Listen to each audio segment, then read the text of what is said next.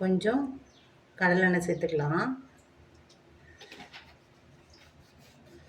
சூடாகட்டும்.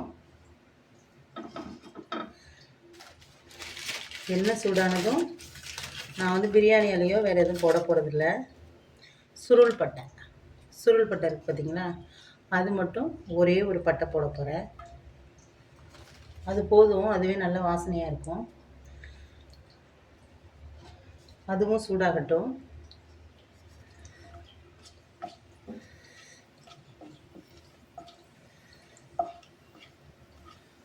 ரொம்ப கருக்க விட வேணாம். இந்த ஸ்டேஜில் கட் பண்ணி வச்சுருக்கிறேன் 3 பல்லாரி அதை ஆட் பண்ணிக்கலாம்.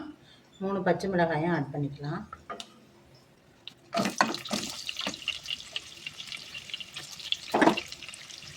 இதை நல்லா எண்ணெயில் வதக்கிக்கலாம்.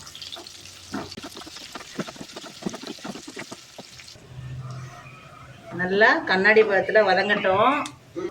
இந்த ஸ்டேஜில் கட் பண்ணி வச்சுருக்கிற 2 தக்காளி ஆட் பண்ணிக்கிறேன்.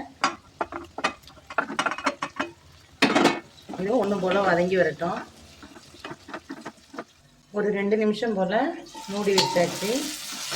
ஓரளவு தக்காளி வதங்கி வந்திருக்கு. இந்த ஸ்டேஜ்லேயே புதினா கொத்தமல்லி ஆட் பண்ணிக்கலாம்.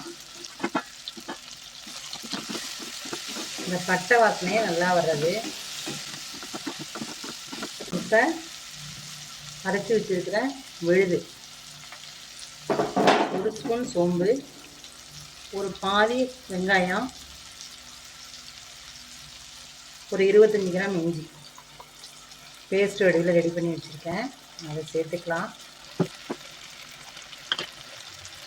அது நல்லா அந்த விழுதை கலந்து வச்சுக்கலாம்.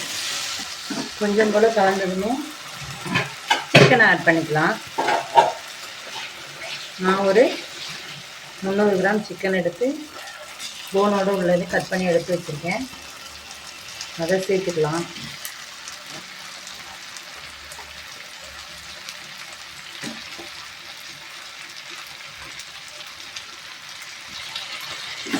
அப்படியே இந்த பேஸ்ட்டில் படுற மாதிரி கலந்து விட்டுக்கலாம்.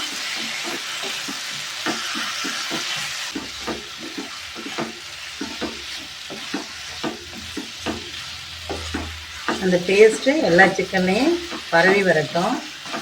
இப்போ கொஞ்சமாக தண்ணி சேர்த்து அலசி எடுத்து வச்சுருக்கேன் மிக்ஸி ஜார், அதை சேர்த்துக்கலாம். கொஞ்சம் கூட வேகட்டும். ஒரு 2 மினிட்ஸ் வேகட்டும். மூடி வச்சுக்கோங்க. இப்படியே தேவையான அளவு மட்டன் மசாலா, சிக்கனுக்கு மட்டன் மசாலா ஆட் பண்ணால் தான் செம்மையாக இருக்கும்.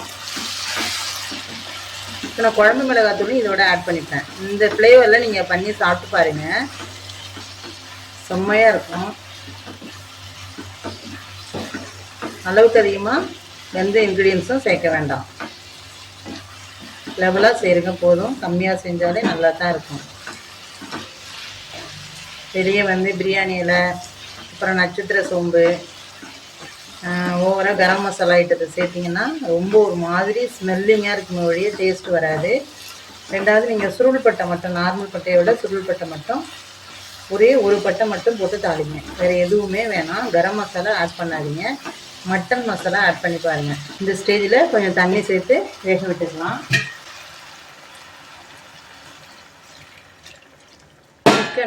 சிக்கன் வந்து மூங்குற அளவுக்கு தண்ணி சேர்த்துக்கிட்டேன். இன்னும் கூட கொஞ்சமாக தண்ணி சேர்க்கலாம், போதும். இப்போ மூடி ஒரு 5 நிமிஷம் வேகட்டும். இந்த குழம்புக்கு கொஞ்சம் இவ்வளோ ஒரு கையில் எடுக்கிற அளவுக்கு தேங்காயம், ஒரு டீஸ்பூன் கசகசாவும் அரைச்சி எடுத்துக்கலாம். நல்லா 5 நிமிஷம் வெந்துருச்சு.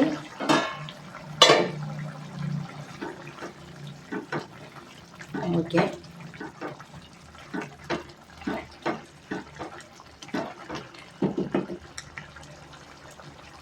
இந்த ஸ்டேஜில் மிளகாத்தூள் ஆட் பண்ணிக்கலாம். குழம்பு மிளகாத்தூள் இது.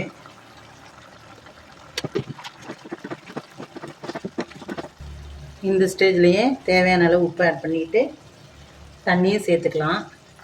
உப்பு செக் பண்ணிக்கலாம்.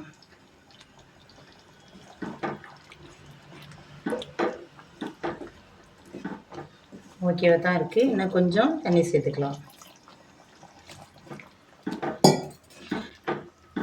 ஏன்னா தேங்காய் சேர்க்கும்போது நல்லா திக்னஸ் கொடுக்கும். இன்னும் ஒரு 2 நிமிஷம் பச்சை வாசனை போகிற அளவு, மிளகாத்தூள் பச்சை வாசனை போகிற அளவு இருக்கட்டும். இதோட ஒரு 1/2 ஸ்பூன் அளவுக்கு மிளகுத்தூள் ஆட் பண்ணிக்கலாம். ஏன்னா எப்போவுமே நான்வெஜ்ஜுக்கு கம்பல்சரி மிளகுத்தூள் ஆட் பண்ணணும்.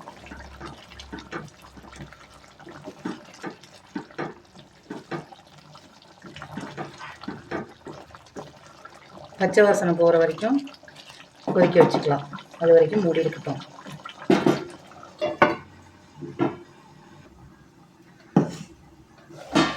நல்லாவே கறி வந்துருச்சு. இதே அலுமினிய சட்டியோ மண் சட்டியாக இருந்தால் அடிக்கடி கிண்டி விட்டுக்கணும். கிளறி வச்சுனால அடி பிடிச்சிடும். நான்ஸ்டிக் எடுத்துட்டு ஒன்றும் இஷ்யூ இல்லை. அரைச்சி வச்சுருக்கிற தேங்காய் விழுது சேர்த்துக்கலாம்.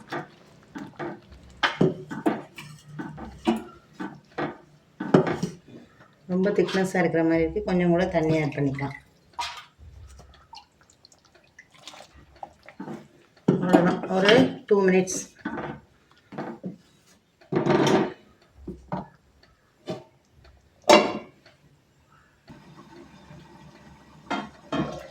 கொதிச்சிருச்சு. மல்லித்தழையை போட்டு அடுப்பை ஆஃப் பண்ணிடலாம். சூப்பரான எளிமையான டேஸ்டியான சிக்கன் குழம்பு ரெடி ஆகிடுச்சு. நீங்களே வந்தீங்கன்னா சாப்பிட்லாம் ஃப்ரெண்ட்ஸ். தேங்க்ஸ் ஃபார் வாட்சிங்.